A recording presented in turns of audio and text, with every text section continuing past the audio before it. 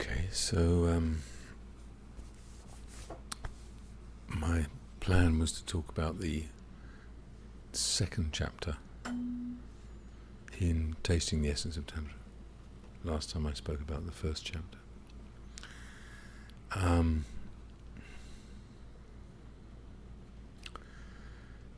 Where to begin? I guess when we begin to enter into the whole world of Tibetan Buddhism and the various teachings that we begin to encounter,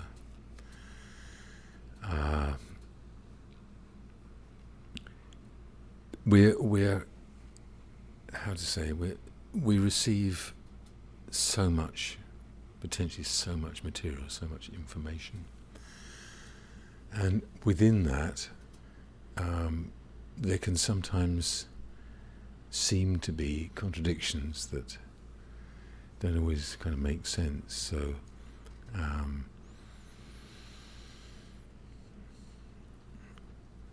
it can sound as though different approaches to practice and different perspectives almost contradict each other. And it's partly because there are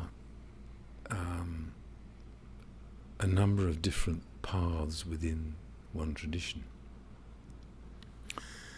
And we're not always given kind of clarification about the nature of these different paths at a time when we probably most need it, actually, which is usually at the beginning, rather than discovering, many years down the road, oh, I see, that's why that was that way and that was that way, So I think for me it was many years down the road when I suddenly realized, oh God, I see.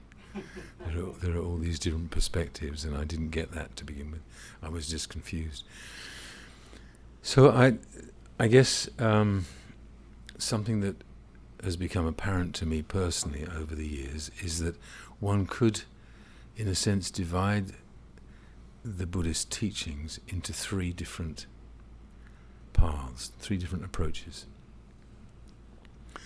And they are very different, but they have a kind of rationale to them, which if we begin to understand the point, so to speak, then it becomes clear as to why they appear to contradict each other, but they have a sort of relationship with each other.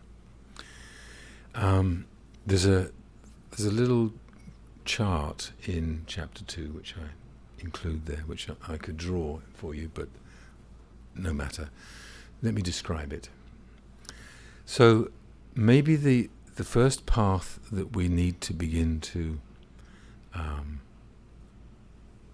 understand and unpack, so to speak, is a path that we might call the path of cultivation. And it's usually the path that is where we first begin to be given the message that there are certain things which we recognize are worth cultivating, and certain things which we begin to see we need to abandon, so to speak. So we begin to recognize that in our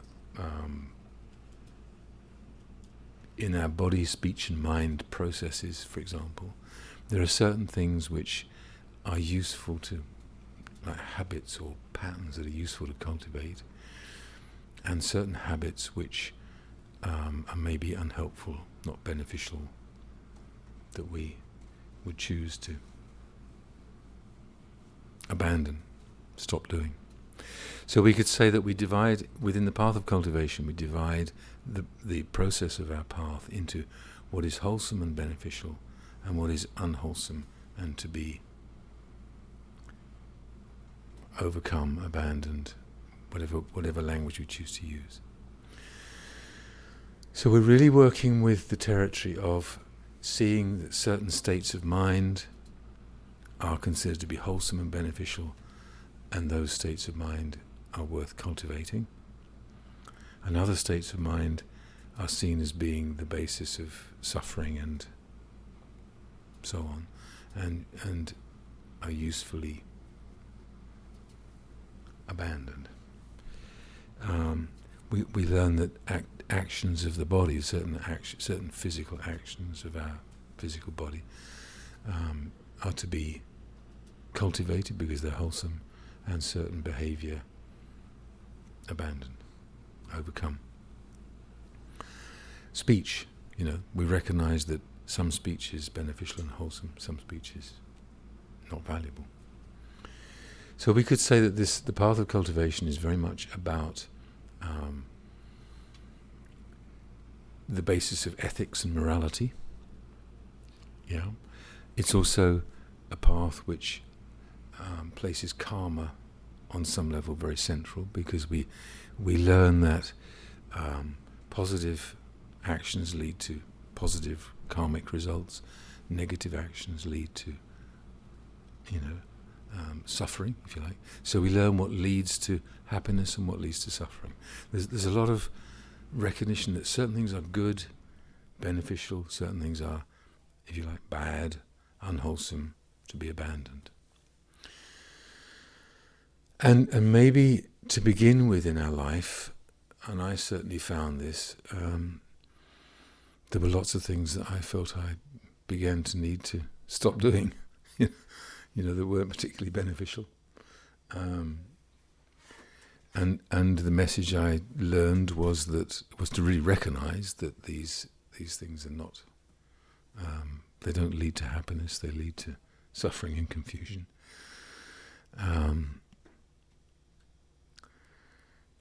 And so it gives us an initial grounding of changing our life, actually, changing our life on body, speech, mind kind of levels, so that we start to clean things up a bit and live in a way that is, we hope, going to be more beneficial, more healthy, more wholesome, more happy, and so on. The path of cultivation. So we could say that the sutra path is primarily within this notion of the path of cultivation. So that the sutra teachings and the whole sutra tradition is primarily orientated in this way. So those of you that have been studying Lamrim and a lot of the other teachings that are in that context, at the heart of that is this distinction between what is beneficial and what is not beneficial.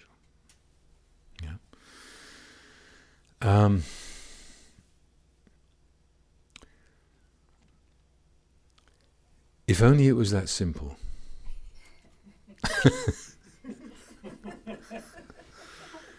In the sense that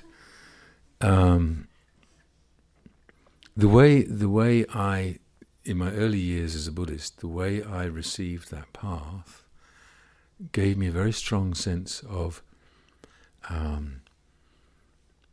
what it meant to be a good Buddhist. In the sense that I began to realize that if I live my life like this, then it's wholesome and it's beneficial. It's good. I'll feel good because I'm getting it right in some ways. I'm doing the right things. And I was increasingly aware that certain aspects of myself, certain aspects of my way of being were not acceptable within that context, So it led me to a place where I started to, in a sense, split myself a bit, because there was the sense that if I was like this, then I was being wholesome and beneficial and acceptable. You see where I'm going? And if I'm like that, then that's not really acceptable, because all these reasons, it leads to suffering and it's unwholesome and so on. But because I wanted to be a good Buddhist, and I held the value of this path very, very dearly, it led me to be a little bit uptight, bit of a fundamentalist. You know, I had a lot invested in being a good Buddhist. So because I'd learned, you know, what was good and what wasn't good, and yeah, do you know what I mean?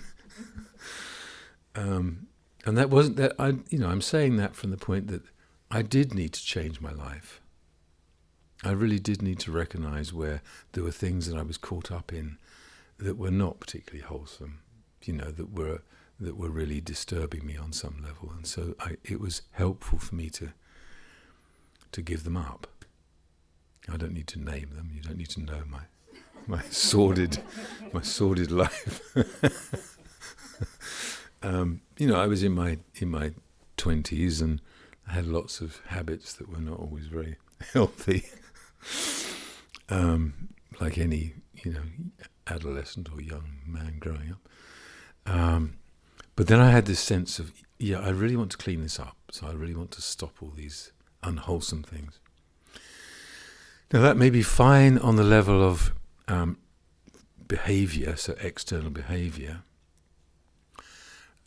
It wasn't so easy to suddenly change all my internal processes and make sure that my inner life was always wholesome and beneficial and not potentially unwholesome. But I began to get the sense that a lot of my inner life wouldn't be seen as being acceptable because it was deluded and it was the cause of suffering because I was quite emotionally, you know, I had lots of emotions and these sort of things. So I found myself increasingly falling into the pattern of, in a way, suppressing quite a lot of myself.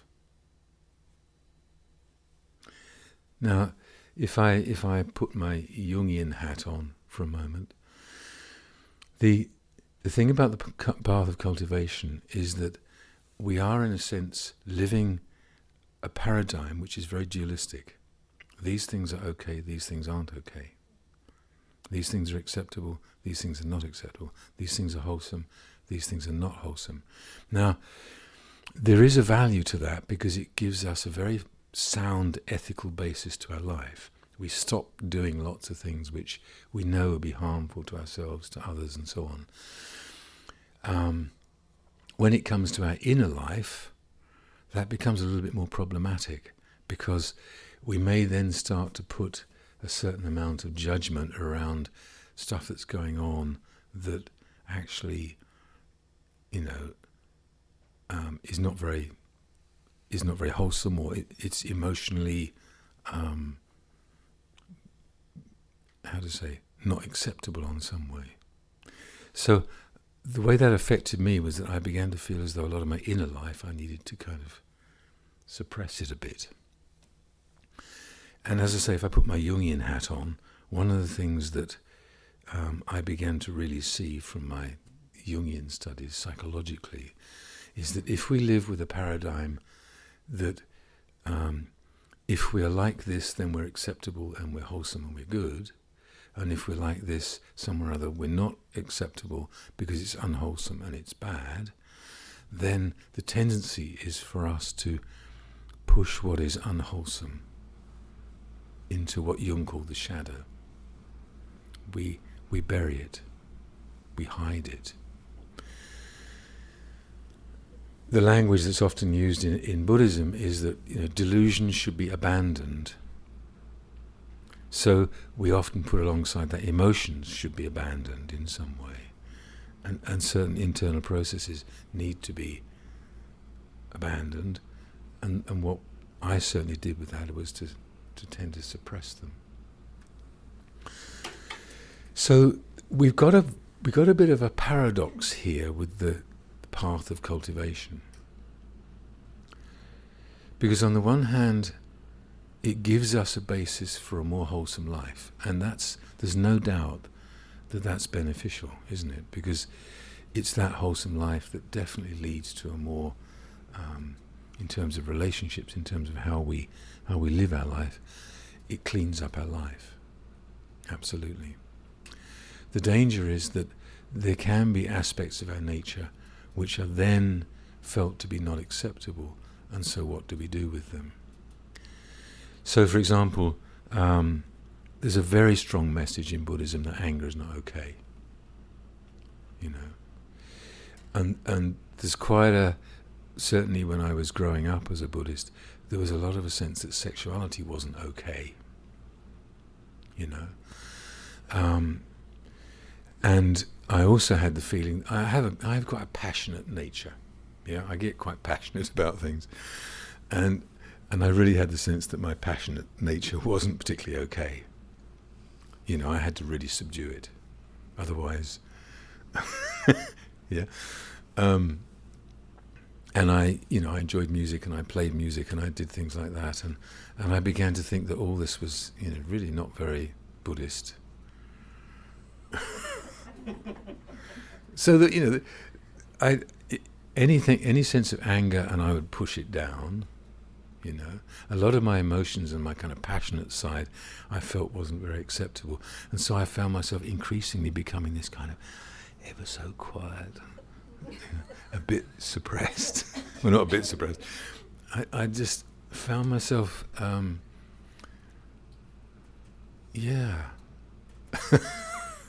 pushing it all down.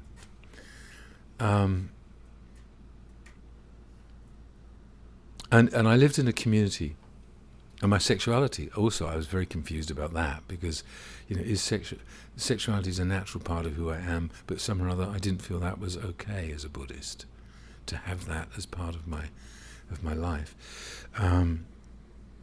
So again, that tended to get suppressed a bit. So this path of cultivation confused me. And I could see levels at which it was very important, as I say, because ethically it cleaned up my life hugely. But in terms of my inner life, it led me to a place of not knowing how to deal with a lot of inner experiences that tended to go into the shadow. I lived in a community, I was beginning to say, where initially I think there were about 8 of us, and then it grew to 30, 40 people, and I think all of us were very repressed, actually. There was a sense in which we were good, how to put it, puritanical Buddhists. Do you know what I mean? That's what we became. Good puritanical Buddhists. Because in a sense we thought that's what this was about. We were wholesome, we were trying to be good Buddhists. And in a sense, there was nothing wrong with that, but there's a sort of health warning in it. Do you know what I mean? And the health warning is, but watch out, because underneath there's stuff going on which maybe you're not really addressing. So for example, in this community, we would have meetings. We were all no anger. We were very, very, very, everything was very held in. We'd have meetings, and in the meetings we'd be seething.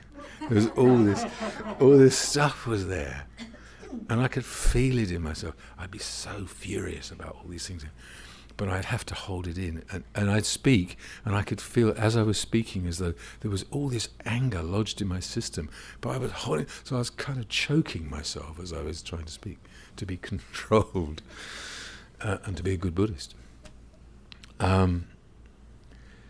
So we learned a lot about, what leads to happiness, what leads to suffering, and the whole ethical basis of our life, and so on. But what I don't think I learned was how to really address some of the inner processes that I ended up pushing into my shadow, actually. And they didn't go away. My passionate side didn't go away. It just got sort of held down and a bit frustrated, and then it would sort of burst out in all sorts of ways. I could tell all sorts of stories about that aspect of it. So the path of cultivation is a really important ground of our Buddhist understanding, because it tells us what leads to suffering and what leads to happiness. It gives us the basis of ethics and morality and all of that, and it helps us to clean up our life in a really beneficial way. But there is a downside to it, which is that it can create something of a shadow of those aspects of ourselves that are not acceptable. I'll tell you a story which was quite tragic, actually. I think it's relevant. Yeah. A very good friend of mine was for many years a very devoted Theravada practitioner. Theravada tradition, the insight tradition that comes from Thailand and what have you. Very dedicated, did a lot of meditation, and people really respected his kind of the way he was as a good Buddhist. Very clean, very caring, very dedicated, and quite impeccable on some level. What people didn't know was that he had another side to him, which he could never show to the community, and that was that he would get caught in times when he would get involved in cocaine and crack and all sorts of stuff like that. And he used to say to me that he could live in the light, so to speak, for long periods of time, but he knew there was another side of him which was always buried, and that he didn't know how to deal with. And he used to say it would lead him into the underworld, and he'd go and get stoned, and it was a lot about sex and drugs, so to speak. It's a bit of a cliche, but it was. And his Buddhist community never knew this until he died. He died of a crack overdose. And suddenly the whole thing was kind of exposed. And his Buddhist community didn't quite know how to deal with it, because they really thought this guy was clean, clear, such a good practitioner. And he was. But in order to be a really good practitioner, he had to suppress a side of himself that he just didn't know how to transform. And we used to talk about it, and he felt so much shame and so much of a sense that this would be... He could never express this, never let it be seen, and so he had to bury it all the time. In fact, the people that were probably he was most comfortable with were in the... No, what's it called? Is it CA or... No, NA. Yeah, Narcotics Anonymous. So he was very much part of that world, and his Buddhist people didn't know he was. And in that world, they accepted him fully. They knew he was a good person, good heart, really good, genuine person. And they also knew he had this other problem. And they didn't judge him, they let him, they accepted that for who he was. So he wasn't splitting himself. In that world, he didn't split. In his Buddhist world, he split himself. He was a good Buddhist with this other side that just wasn't acceptable, As I say, he died of an overdose, and when he was found in the room that he was in, it suddenly became very apparent that, this guy had something that was a real struggle for him. Now, I'm describing extreme, and most of us don't have that sort of extreme, thankfully. But most of us also have sides of ourselves which maybe do get put in the shadow because we're not comfortable with them. We don't really want people to know that we struggle with this. Perhaps it's some kind of emotional difficulty around something, that is not easy for us to share in some ways. And I think that's something which we really need to be careful about as Buddhists, if you like, is that we don't get caught within this path of cultivation in judging certain aspects of ourselves as being bad and wrong because they're not wholesome or not acceptable, and getting too caught in that split, but rather a sense of Can we allow ourselves to be human, basically?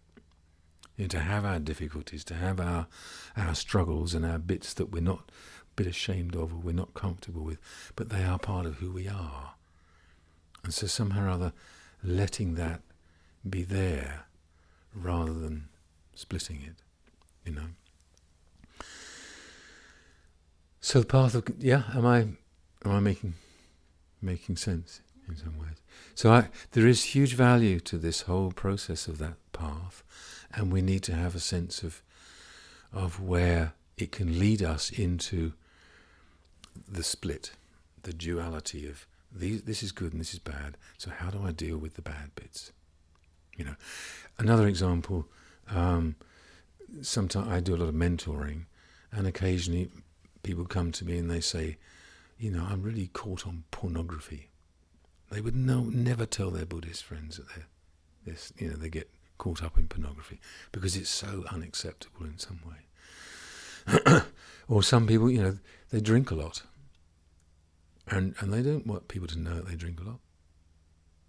And I'm talking about quite extreme habits maybe, but we all have little bits that we're not comfortable with in some ways.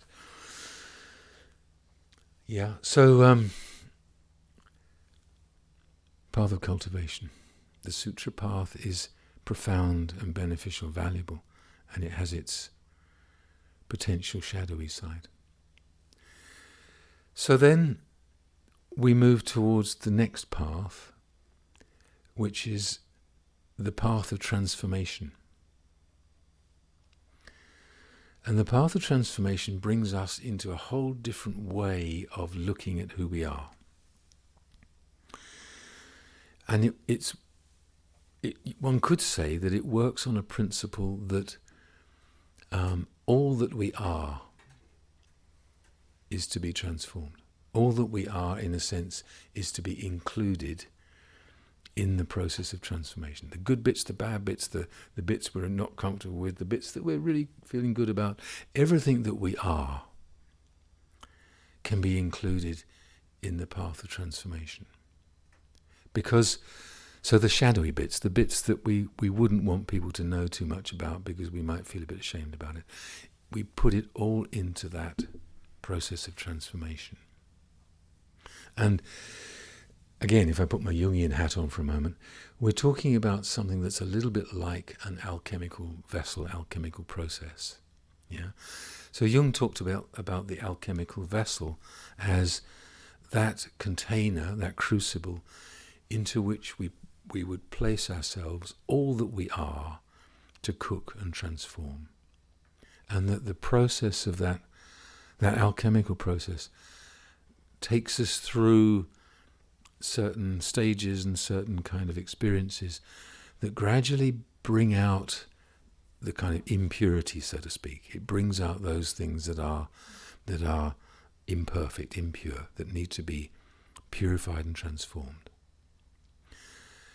So at the root of that, when Jung was studying his alchemical studies, what he saw was that the alchemists were trying to resolve a spiritual split that was there in Christianity. And the spiritual split in Christianity is between good and evil. Yeah. And in a sense we could say that the hazard of constantly looking at this is good and this is bad, or this is okay and this is not okay, is that we start to move towards that split of good and evil, and that constant struggle between good and evil, which is, how many movies have we seen that about the, endless, all these Star Wars and God knows what. It's a good thing to make films of, isn't it? And the alchemists were trying to resolve the split because they didn't feel that Christianity resolved it, because everything that wasn't acceptable and was bad got pushed into the realm of the devil, and that was where it was put. So if you were behaving in certain ways, you were in league with the devil, sort of thing. And the alchemists of the Middle Ages wanted to find a resolution to that Christian split. And their resolution was that they recognized a whole other kind of paradigm which is very interesting in terms of what that's led to in our modern life. The paradigm was that if you take some gross material, they used to call it the prima materia, the sort of basic gross material. If you place it into a crucible and begin to work with it, then its intrinsic goodness, so to speak, begins to emerge. So the gold or the lapis, the purity in it begins to emerge. So the whole process that the alchemists worked with was taking this gross material, beginning to cook it, refine it, purify it, transform it, and out of that emerged the pure essence. So they saw the prima materia as being like the devil or something, and they saw the pure materia as Christ. So they saw a continuum between one and the other. Pretty radical, actually. So Jung saw this, and he recognized that actually psychologically this was really useful for us as a way of understanding psychological process, that each of us has our kind of basic nature, which is not pure, but it's also not a disaster. But we put all of that into the alchemical vessel, and we begin the process of refinement, purification, transformation, and out emerges the essentially pure nature. Now, this is the path of Tantra, actually. This is how Tantric practice also works, where from a Tantric point of view, everything that we are is transformed or transformable, because at the heart of Tantric understanding is the knowing that its essential nature is pure. It may be obscured by all sorts of messy bits that we have, It's obscured, but essentially that pure nature can be refined and transformed and awakened. So all that we are can eventually transform. That means that we're not saying, that's unacceptable. We put that in the alchemical vessel. We put that into the process of our practice. And the whole energy of it is transformable.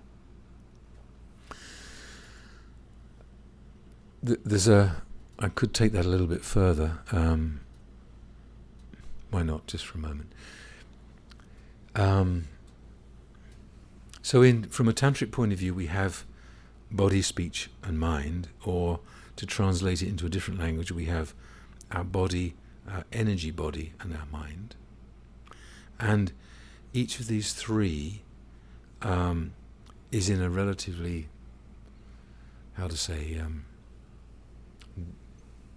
impure, disturbed, whatever word we want to use. It's not particularly healthy or whatever at the moment. So our mind is often quite busy and a bit chaotic. Our energy body is quite emotionally volatile, and our physical body suffers from various ailments and difficulties. From a Tantric point of view, these three are the three things that we put into the alchemical vessel to transform. So we put the body in, so to speak. We put the energy, the subtle body, the emotional body into this transformational process, and the mind. And as we go through that cooking, that transformation, what begins to emerge is a pure mind. We call it Dharmakaya. Is a pure energy body. We call it Sambhogakaya, and a pure body, Nirmanakaya. So out of this present person is all the potential for its pure Buddha nature, actually. We need to just put it into a context where we can begin to transform, purify, and heal, if you like, and liberate within that its true nature. It's an alchemical process, actually. So this is the tantric path. Yeah, does that... I mean, that may be a little bit new to some of you, but not to others of you. Yeah. In a way, I'm writing a lot about that in Tasting the Essence of Tantra. So if you want to take that further, please read that. So one of the things that I think has often felt significant in that is that some of the things that are not so easy for us to address on the cultivation, path of cultivation, are actually the juice of the tantric path. And a good example of that is our sexual energy, our desire energy, our passion. All of those kind of strong energies in us are actually the energy that leads to our enlightenment. You know, if we didn't have those energies in our nature, we wouldn't have the juice that transforms into our enlightened state. You know, in the Heruka Tantra, it says that the path is to transform desire into blissful wisdom. If we don't have enough desire, we don't have enough blissful wisdom.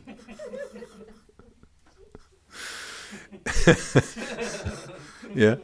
So it's as though it's recognizing that actually we need to have these aspects of ourselves because they are what gives us the energy and the inspiration to transform. So I come back to that sense that I was saying before. When I was in my early years as a Buddhist, that sort of passionate side of my nature, I didn't know what to do with it. I didn't have a sense of where it could live, where it could transform. And it wasn't until I really then began to embark upon the tantric path where I saw, actually, this is valid. It has its own quality to it that is transformed into an extraordinary gift, actually. And it awakens something in that. And I think it's where the tantric path often then includes aspects of our life that are enhanced in that transformational process. I mean, I'll give you an example of that. And Lama Yeshe used to kind of, he'd almost encourage this. He would encourage us to enjoy certain things that we do in our life, even like dancing. I remember we had an occasion where we had a big gathering in India, and we did these prayers and this big offering, and then he said, "I think you should all dance now," you know, because in the Heruka Tantra it says when you get to a certain point in a particular practice called a tsog, now you shall all sing and dance. and we were, oh no, God, we can't do that. You know, that's so unwholesome. We're so attached if we do that. So within the Tantric tradition, there's something about recognizing the channels for our energy that transform them. And those channels can be part of our ordinary life, if you like. So dance could be an incredibly transformational process, actually. There are a group in how to say this. There were a group of yogis and yoginis in India way back called the Mahasiddhas. Have you heard of them? Yeah, the 84 Mahasiddhas. And they were tantric practitioners that were, deeply realized tantric practitioners. And almost all of them were either craftsmen or musicians or artists or whatever. Yeah, they had something in their life which was their transformational, alchemical. Yeah. So Saraha, for example, who's a famous Mahasiddha, renowned for his extraordinary realizations. He was an arrow maker, and he mastered the art of making arrows, and it became part of his practice. There's another one called Vinapa, who was a musician, and that became his mode of transformation. You see, so what I guess I'm saying is that there's something quite liberating about a path that allows us to incorporate all that we are as the process of transformation, rather than saying this is unwholesome and this is wholesome. I think I may have said last time I was here that in my early years I gave up all of my musical instruments because they are unwholesome. I really regretted it some years later. You know. So, and I think Lama, I've said this before, I think Lama used to say the trouble is we don't know how to enjoy ourselves, and can we learn to use the things in our life as a transformational vehicle, as part of the tantric practice. It's very liberating in some respects, because it means we can really include all that we are in that process. We have to be skillful, and I guess the health warning bit of this path is that we could easily delude ourselves into thinking I'm doing all this transformation and I can do all this crazy stuff and it's fine because I'm transforming it. You know, I can endlessly go down the pub and drink pint after pint after, because I'm transforming it. You know, and we're just kidding ourselves. We're just caught in a kind of, you know, we could be caught in a real delusion, in a real trap. Actually, there's an expression. I hope I get this right. A fox doesn't jump where a tiger can jump. Something like that. This is I'm not sure whether it was a fox, but a dog doesn't jump where a tiger jumps. It doesn't make sense to me either. I think that the point about it is that if we think we're a tiger, then we can do certain things. If we're a dog, don't kid yourself, you're a tiger. You know, because you could be in deep trouble. It's about recognizing our limitation, recognizing where maybe within the tantric path we shouldn't kid ourselves that we're able to transform certain things, and we're not anywhere near the capacity for that yet. So we have to learn to gradually develop the skill and the understanding and the capacity to do the transformational process. Otherwise we're just kidding ourselves. And I think I went through periods when I was just kidding myself, you know. I thought I was a great yogi. And I had to learn that actually I need to come back to, you know, something more real in terms of what I can transform and how I transform. But it's nevertheless an extraordinary way of practice, so long as we don't jump ahead of ourselves with it. So there is a need to be aware of, if you like, the downside of it. The other thing is that we could say that even within the tantric path, there is still a subtle duality. And that duality is there's an impure state that is transformed into a pure state. So there is still some subtle sense of we're going to purify this to become what we want it to be. Yeah, do you get the duality in that? And that could lead to ideals that we get caught up in that we can't always live up to. And as I say, we could delude ourselves into thinking we're transforming when we're actually not. So there is a subtle duality in it. Yeah, does that sound like a possibility or not? So it's interesting that in a way the path of transformation resolves one of the problems within the path of cultivation. Yeah, so if we talk about path of cultivation potentially splitting us a bit, the path of transformation says, no, we're not splitting. We include everything. We don't need to split and say this is good and this is bad. All that we are is transformed. So it resolves that issue. It sets us up with another issue, which is still the sense that we have to transform something into something else. So then we look towards the third path, and the third path is known as the path of self-liberation.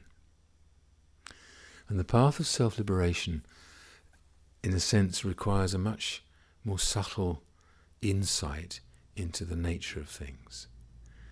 And a subtlety that recognizes that actually all that is there, in both within and outside, is already intrinsically pure, is because it's empty.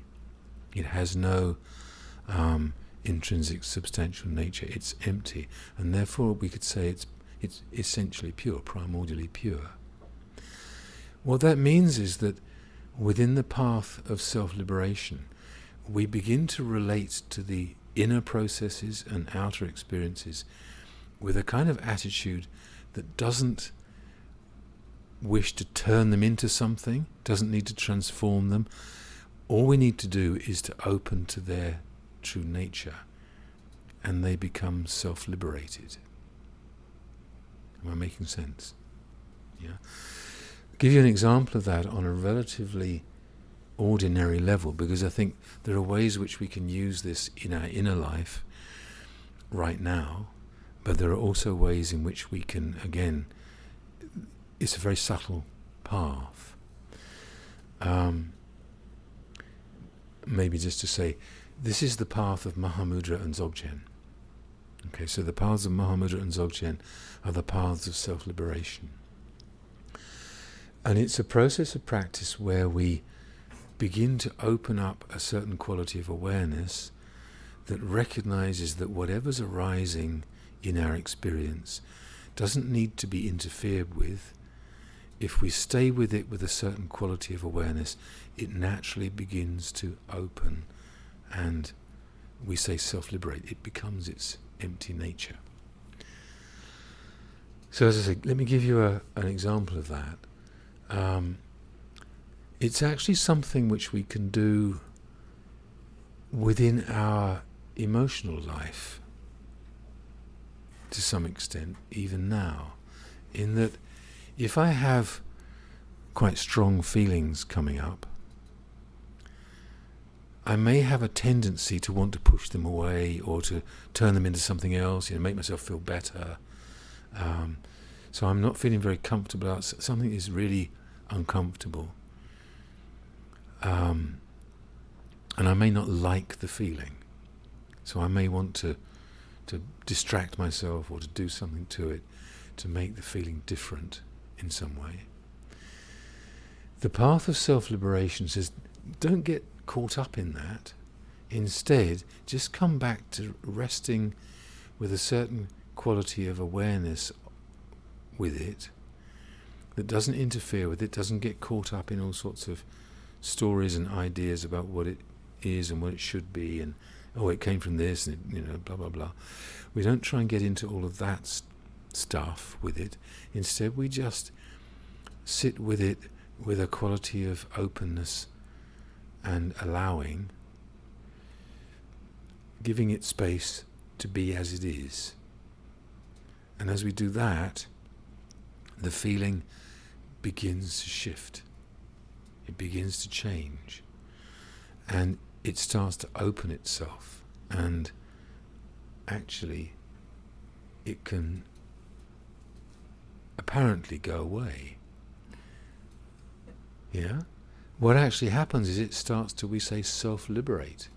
That's to say, it's liberated into its own nature, which is just feeling, space. Yeah? So that the path of self-liberation has a number of different depths to it. And we can practice many aspects of this path of self-liberation, if we can do this skillfully, around our inner processes, because it's really guiding us to not want to have to change something, but really allowing things to be as they are. And this is particularly useful with our feeling life, actually. In Buddhism, we sometimes get the impression that we have to get rid of feelings, or we have to transform or do something with them because something's not okay with them as they are. In the path of self-liberation, we're recognizing they are actually empty in nature. They don't have any enduring, substantial quality to them. If I just let them be as they are, they open and transform. They self-liberate. Okay? So that's the principle that we're working with in the path of self-liberation.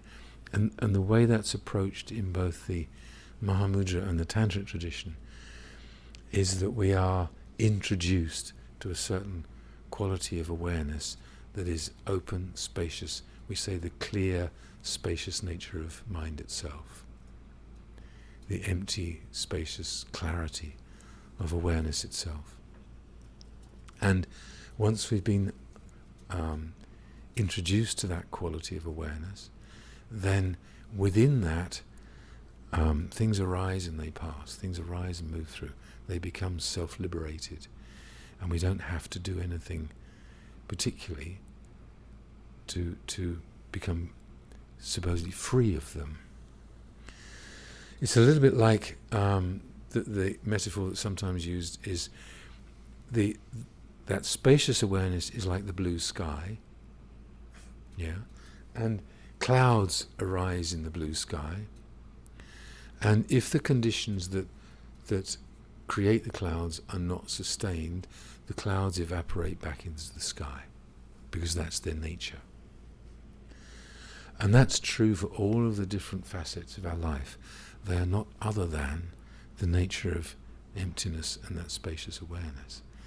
So rather than getting tangled up in them, with the path of self-liberation, there's the potential to be in a sort of spacious awareness that doesn't get entangled in the things of our life, because they self-liberate. So that's the path of Mahamudra and Dzogchen. Now, that's tricky too. You know, it's not an easy path. And I mean, for one thing, within the Dzogchen tradition, when we are, because I've studied Dzogchen, I practice Dzogchen and Mahamudra, and I've studied quite a lot of Dzogchen. There's a process where you're introduced to the nature of mind. And the tricky thing about that is, you may get it, you might not get it. Did I get it? Did I get that right? Or did I miss it? Did I get that? I don't know, actually. I'm not sure. Maybe I did. There's a potential for a certain level at which we either get it or don't get it. Now with Mahamudra it's not quite like that, because it's a more evolutionary process where you gradually work towards opening to this spaciousness of awareness.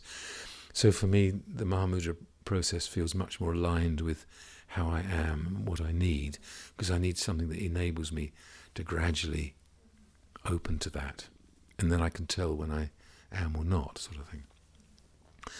But there is the hazard of fooling ourselves into thinking that we've got that and that we're self-liberating everything, and actually all we're doing is probably spacing out, or we're kind of bypassing it because we've distanced ourselves from it, you know.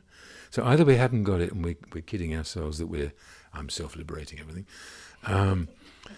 or we've spaced out and, well, I don't feel anything anyway because I'm in this wonderful space of, non-dual awareness. So there's a danger of what we might call a kind of spiritual bypassing, potentially, with that. So there's a hazard in that path. And it is a very profound path if we can really integrate it skillfully and deepen the experience of it. There's no doubt about that. Excuse me. And I guess we could say, well, so how do we deal with these three different ways of practice and fit them into our experience? And it's actually not hugely problematic if we think of them in terms of they rest upon each other. Yeah. So the path of the path of cultivation is the ground. We need to know what's wholesome and what's not wholesome. We need that ethical basis because it keeps our life healthy in a certain way, and then that provides us with some very important insights into what, why don't we behave like that towards others? Well, it's obvious. It's not beneficial. So we have a good ethical ground. On the basis of that path, we then bring in the path of transformation, the tantric path, and that enables us to then have a good basis within which to do that transformational process. Yeah, and as we get more and more comfortable with that process, we can also bring in the path of self-liberation. So they can be practiced all together, so to speak. And they support each other. They may sound contradictory, but they actually support each other. You know, we have the ethical base of our life. Within that, we do this transformational process. And within that, we have the capacity to be with experiences and enable them to open to that spacious quality. So they fit together in that sense. They also fit together the other way. If I'm practicing path of self-liberation and I begin to realize, actually, I'm not quite getting this. You know, yes, I'd like to practice this, and I can sort of see the value of it, but something's not quite working here. You know, I'm not quite getting this. Then we drop down a layer. We go back to the path of transformation, and we do that work.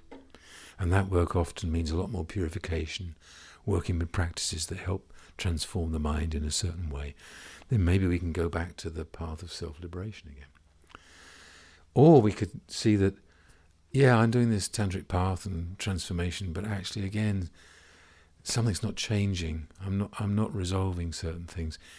We drop down another layer, go back to that basic ground of what's beneficial, what's not beneficial. You know, and we can move up and down through these paths, and they support each other, and they each of them have a value, even though they can sound in some ways contradictory. They're not. They have their own particular function, if you like. And if we understand where they fit together and how we move from one to the other, then there's a kind of richness in our practice that becomes much more whole, actually. In some respects, to be stuck with one style of practice could be a bit limiting. Whichever one it is, you know, whichever one of those three, it could in some sense limit us, because we don't know the full scope, actually, you know. So there are times in our life when we're experiencing something, and the path of self-liberation is the natural way to do it. If we've got certain feelings arising, to stay with them, give them space to be as they are, and they move through. It works. You know, grief comes up, I allow those feelings of grief, I give them space to be, you know, not judge them, accept them, allow them to be, and they move through. There may be other times when we've got some energy going on which is really, work is so frustrating and I'm, you know, struggling with something.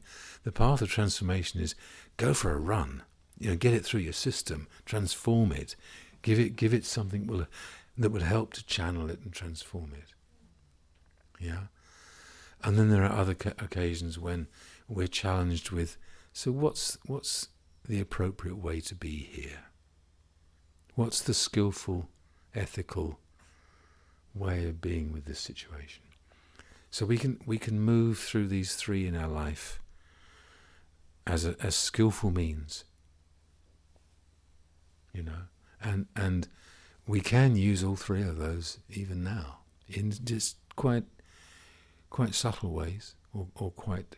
It's not that we have to become a great Dzogchen practitioner, and otherwise we can't use that approach. There are subtle ways in which we can use those approaches now. The same, we don't have to become initiated into all sorts of heavy-duty tantric practices to practice elements of the tantric path right now. And we don't have to study all the philosophical texts and what have you to have a grounding of the path of cultivation. We can bring them in and grow them, nurture them, you know, let them grow as a whole package, if that makes sense. Yeah. Any questions or comments or your experiences in this? What do you make of this? Yeah, please. So you talked about transformation, and a tantric path being transformation. I mean, I read the words, but I don't really feel like I'm kind of getting it quite. Yeah, I'm not transferring the desire. I'm like visualizing things, and doing mantras. But how would you know, or at least if you're transforming something? Quite. In some senses, let's come back to a simpler metaphor within it, and a simple relationship to it from the point of view, at the heart of the tantric path, we could say that probably the most significant thing that is being transformed is the energy in our body. It's not, we could say the mind is transforming, but actually Tantra particularly works in transforming the energy. And the energy itself has all sorts of ways in which it manifests. And as you say, desire may be one of them, is a kind of energy that comes from that. There are ways in which we can see how if I have a certain energy in my system, and I've touched on this a bit, say for example, I'm experiencing a lot of sort of frustrated, irritated, a bit angry sort of energy. If we look at it in terms of energy, if we look at it in that way, then we might consider what helps that, what would help to channel and transform that energy. And jokingly I said, go for a run. But actually, quite seriously, there may be ways in which we learn to enable that energy to move its way through by physical processes that are incredibly beneficial, for example. So what we have there is an interesting metaphor, isn't it? That I start to feel certain energetic stuff going on. It's helpful for me to find a channel that enables it to move through and become more comfortable, more refined, if you like, back to a place of I feel good. The energy's moved through, I feel good. So when we're doing tantric practices, like deity practices, probably the thing that's really important in that is to be aware of how it feels, the felt process. That's the gauge as to whether we're transforming. It'll feel different, and the feeling we may, I know for me, there are times when I sit and I begin my practice, and as I become aware of how my body is and what's going on in my body, I can feel all sorts of kind of slightly toxic feelings of the effect of the day and my work and that sort of thing, or something emotionally not feeling very comfortable. And as I sit with that and then begin to enter in my practice, say for example Chinrezi practice, where I'm doing a certain mantra practice and so on, and I'm entering into connection with a process of transformation in that. Gradually I start to sense the energy changing, and by the end of the practice it's noticeably I feel different, because I brought into my energy system something that's helped to transform it, to refine it, to kind of to change its vibration. Yeah. So I think that's the gauge, is how it feels. Always. Yeah. And that will happen maybe in each session. It maybe will happen over a period of time as we practice. We'll feel different. It's worth seeing that as being a gauge of it. Yeah. You have a practice, I guess. Huh? Yes. Yeah. So let that be a sort of thermometer. And we'll only be doing that if we really bring our tantric practice into the body, because the energy body is where it transforms. We could do it in our heads, not an awful lot's going to transform. And that can be a bit of a habit. Yeah. Anyone else a comment or a question? I had a question about if you have a tantric practice and you're also trying to do the self-liberation practices like Mahamudra or Dzogchen. Yep. Do you think that it's beneficial to do them together? Like do part of your, kind of intersperse it within your tantric practice? And then if so, how long do you kind of stay with that self-liberation each time you're kind of doing that? I mean, I think the first answer is yes, absolutely. I mean, for me, my tantric practice or my Mahamudra practice are one taste. Okay. Yeah. I think I said something in Tasting the Essence of Tantra. Tantric practice without Mahamudra is a bit like having a wonderful yacht with no ocean to sail it on. It's great. Look at this yacht. Fantastic. Wonderful. But I've got no water to sail on. Mahamudra is like the ground of awareness that tantric practice rests in so many different ways. And when we go through a practice, there will be times when we just drop back into it again. So when you're dropping, so say you're doing a piece and then you're saying, I'm going to drop now and feel it. How long Right. do you do that for? Well, it depends how long you've got. I've got to get to work in half an hour. Doesn't make it. Have you got the whole day? Okay, let me give you an example of during the week we've been doing the Vajrasattva practice, and during that process we've started with something which is settling in the body and beginning to open to a more spacious awareness to begin the practice. So we're starting with an element of Mahamudra. Within that, I brought in the deity process, and at points in that, we'd just rest for a bit, just to kind of, okay, let's just come back to that. So like 3 minutes, 5 minutes? It could be just a couple of minutes, just to settle and quiet. And then we came to the mantra part, and it's at those times that we would do the mantra, and following the mantra, we would stop for 5, 10 minutes, could be 15 minutes, because following the mantra there's a space where the mind is quiet, not visualizing anything, not trying to do anything, just resting with that spacious sense of quiet. In a way, that's why the mantra's there, to clear the mind. So once the mind is cleared as a result of doing a mantra, like a chant of the mantra, then just rest in that awareness. We've just brought together our tantric practice and Mahamudra. Yeah. There are other practices. If you have a practice where you do the absorption process and then self-generate as a deity, yeah, that's where we practice Mahamudra.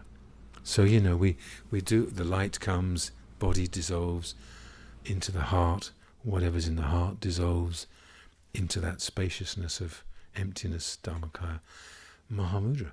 And then how long will you stay? Half an hour. Okay, so that would be the longest. Yeah, I mean, with my own practice, that's what I would choose to do. So the Dharmakaya and the clear light are the same thing? They become the same thing. And what it means is that our deity practice comes back to keep resting in that ground of awareness, and then it moves again, rests again. So we're moving in and out of the sort of forms and appearances, and then into Mahamudra. So we're bringing together the path of transformation, path of self-liberation in the same practice. Okay. Absolutely. Yeah. You had a question? Yeah. I'm very new to this stuff, but know a little bit. And when I've heard Mahamudra discussed before, and it seems so much like the insight method to me. Yeah. So is that also a method of So when you say insight method, could you say a little bit more about what you mean by that? Vipassana? The Vipassana. Okay. And in your background of connection to Vipassana, do they speak of Samatha and Vipassana as two different aspects of the path? I don't even know that much detail. Okay. we have two ingredients of meditation that are shared by the Vipassana insight world and the Mahamudra world. One is connected with samatha, which is about allowing awareness to settle into a still, quiet state. And the other is then a kind of investigation process where you look into the nature of something. So those two, samatha and vipassana. Yeah. So you've got that in your practice, your vipassana practice. It's there in the Mahamudra practice. It may be done in a slightly different way, but in some respects, one could say that in many ways the end product, it can be quite similar. With Mahamudra, we start with a process of the breath and settling, and then the main object of our awareness is awareness itself. And within that we do investigation, we do insight, exploration. But they're components of Mahamudra as well. So if you do Vipassana practice, it's not a big step to move towards Mahamudra. Yeah. And very worthwhile to do so. Quite a lot of, within the Theravada tradition, particularly in the States, quite a lot of the Theravada, the well-known Theravada teachers, have also studied a bit of Dzogchen and Mahamudra. So they quite often blend a bit, like Joseph Goldstein and some of these others. Yeah. Should we have a bit of a wee break? A tea break, yeah? Let's have a break for 10 minutes and then we'll finish off. Thank you. Great. Yeah, Carl. Kind of on that, but like I've been looking at, like how the unconscious processes, like are basically going on all the time, and it makes me think that trying to have a rational idea of what's going on sometimes is not going to happen. Sure. And just that whole thing, like when you talk about like relaxing into, that thing of just trusting, process to do what it needs to do. Yeah, and I guess in a way there's quite a learning in that, isn't there? In that very often we have the idea that if I can think about it and I can understand it on a conceptual level, that I can resolve certain things. And there are ways in which it helps. We get a better understanding of certain things. We recontextualize experiences and that sort of thing. It helps in certain ways. But there's that other level, which I think you're touching on, which is less conscious, less obvious. And it requires us to actually let our awareness become more subtle, so that we start to notice the subtle processes in that. And then, as you say, trusting in that as we let go. And I think that's where we can enter into that third of these paths, the path of self-liberation, is about a more and more subtle awareness of just allowing processes to move in their own way, actually, isn't it? So yes, I'm right with you in terms of we can't always use that mind stuff. And I think of it especially in terms of, like when you talk about the wound. Yeah. Like places like that, a lot of times, there's you're not going to be able to put thoughts to it. No, it's true. And I think one of the things that, in terms of the wounding kind of thing, it gets triggered, doesn't it? Our wounds get triggered. All the time, you mean? Well, maybe all the time. Yes, or sometimes, or all the time. Yeah, and it's when they get triggered that they also come much more into consciousness. So if we then have ways of being with that isn't just about trying to think about it, then they begin to transform in a different way.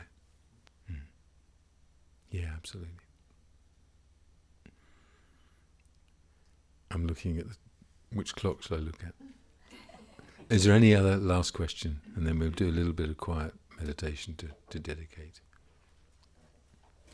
Well, this is might be kind of a silly question, but you said that you might get to a certain point and then you'd wonder if you got it, which is the point, I took some notes on that, or maybe you didn't get it, and you were kind of making a little joke about that, if you got it or didn't get it, does it matter? I mean, Well- if you keep showing up and doing what you're supposed to. Yeah, quite.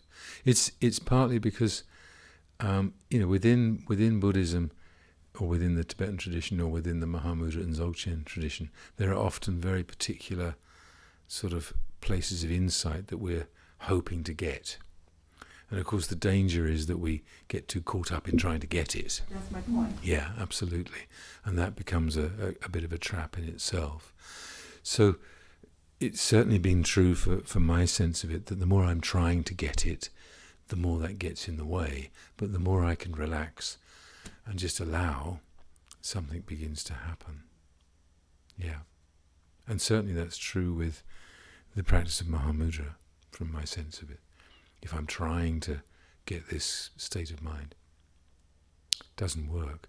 But the more I can let my body relax and let myself relax, and then just begin to open, and not get caught in, oh, have I got it or not?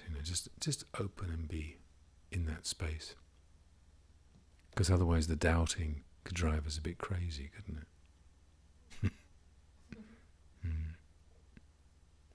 Shall we stop there and just spend a couple of minutes quiet, and then dedicating the evening?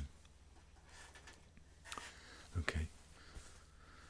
So once again, let's just come back to the breath for a moment. Settle on the breath.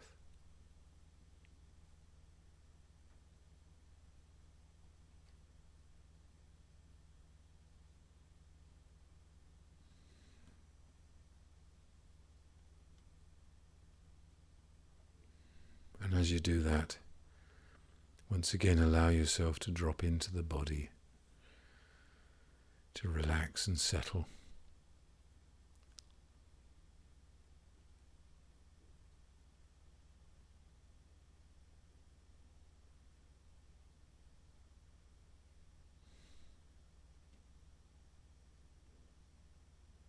And without getting caught in lots of thinking process, just let the mind quieten for a while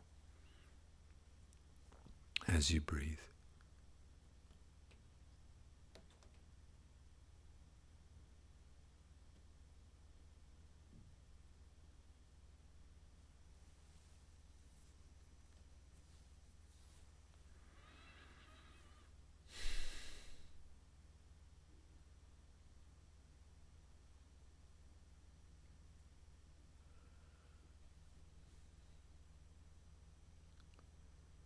And so perhaps we can dedicate whatever positive, wholesome energy we develop together this evening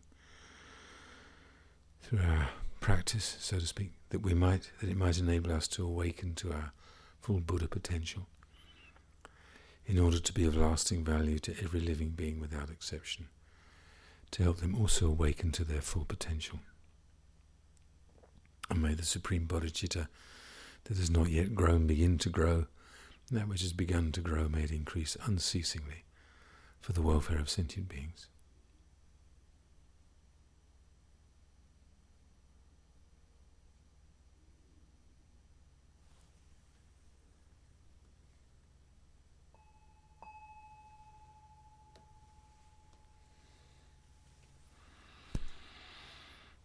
Okay, thank you. And I hope to see you again, maybe in 2021.